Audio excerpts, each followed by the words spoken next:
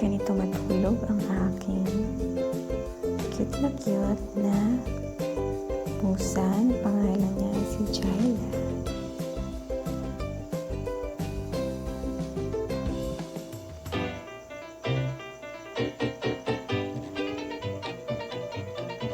Ayan siya. She's so cute and